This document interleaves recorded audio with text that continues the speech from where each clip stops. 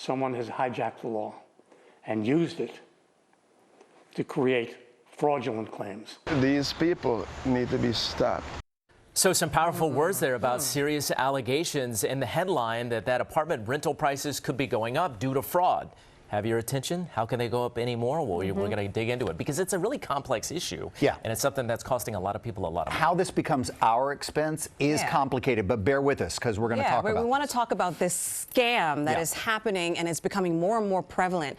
Recently, investigative reporter Kristin Thorne digging into it for us, and she's joining us at the table. We have so many questions. So much to get through here, but I'm going to break it down and make this very simple. This is costing everybody in terms of their maintenance costs for your apartment, your condo, co-op. What's happening is these falls are there some real falls? Absolutely. We're talking about fake falls here, where it seems that people are taking advantage of this labor law. So they're submitting these claims. The insurance companies have gotten completely spooked. The premiums have gone up exponentially. The contractors, someone has to cover that cost. The contractors charge more for their jobs, and who has to pay for that? Everybody does.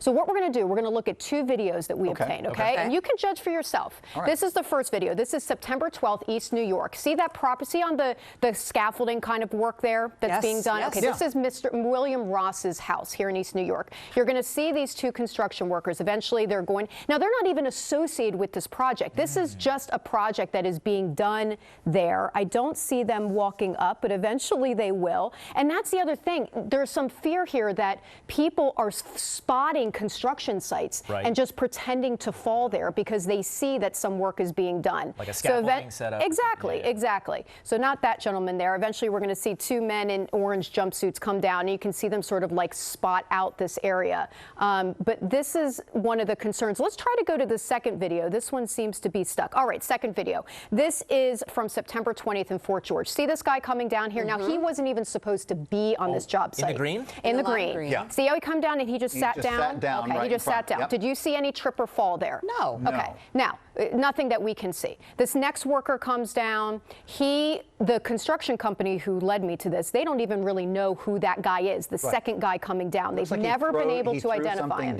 Right. So they're going to chat a little bit, and eventually this worker, who again was not supposed to be at this job site, he was let go a month prior, okay? So now they're going to limp away. Now, you follow that up with the workers' comp claim that I have here.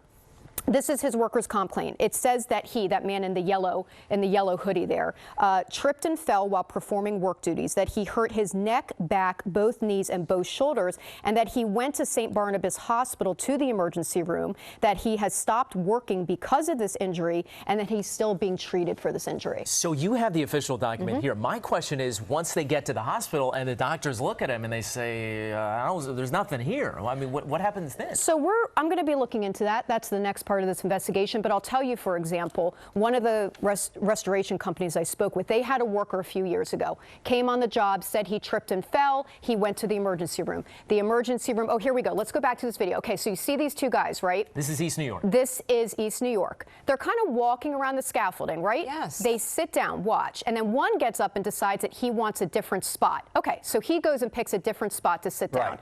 A few minutes later, we're going to show you someone in the neighborhood captured EMS responding to this. Now, does that look like, see how they are there? Yes. Okay. Yeah. Now, does that look like what we saw just happen? Those injuries appear to be very severe. They took out a neck brace, the EMS, as well as a stretcher. And Mr. Ross there in East New York tells me he has not yet received a claim, but he's worried that it's coming. For what other reason, right? Sometimes these things take a while to kick into gear. It takes a while for all the paperwork to be filed. So my question is, this is all under the scaffold law, right? This is like 1885, 138 years later. We're seeing all of a sudden this uptick. Why now, if this law has been around for so long? That's really one of the curious things. I think what happened is people got a hold of this. Certain groups of people got a hold of this law, are seeing that there's money to be made, which I'm going to be digging into. How are people making money off of this? Because clearly that's what's happening, right? Money drives everything. But you even look at the dates of these two incidents, September 12th and September 20th. That's only 8 days apart. But that shows you how frequently these things are happening. What we saw on the story that we ran on Eyewitness News this morning, there was a property owner who said that he used to have personal liability insurance that was, what, $300,000? Now it's $2 million? $2 million, and that's forcing out small construction companies. Now They can't you've got afford me. this. So I look at all the video and I look at all the conversations, and I'm just kind of saying to myself, I'm not building a building. This isn't my world. It's not my problem. But now you're beginning to get into my pocket when you're telling me that these fees are going to be escalating, that the insurance that my building has to have is going to cost more money. So now my monthly expense to my building is going to go up. When I do need insurance and I'm going to an insurance company, they're going to look at my neighborhood and they're going to say, well, this is a risky neighborhood because we've had a lot of falls in this neighborhood. We've had a lot of reports in this neighborhood. That's what insurance companies and now my insurance claims will go up. So you're getting me. Now you're getting me. So I got to say, I was watching this and I'm like, well, how does this really impact me? Because I'm not building a building.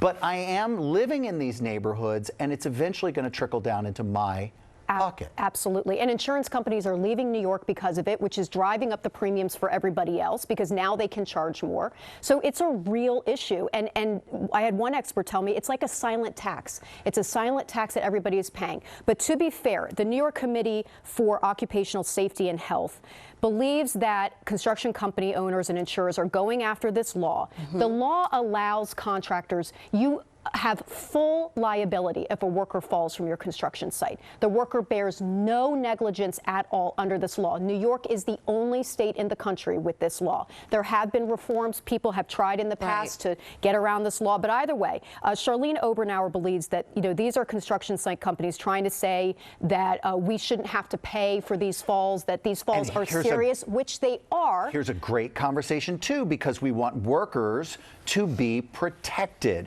And so what happens with insurance, and it's one of those things that it really does get to all of us, we want real claims for real people with real money to get paid. And so do the construction company owners. Right. Yeah. They will say that. They have put safety measures in place. They have tried. Hence why this law needs to be reformed. And why you're still once looking and for into all. it. Kristin, We're digging into all of it. thank you.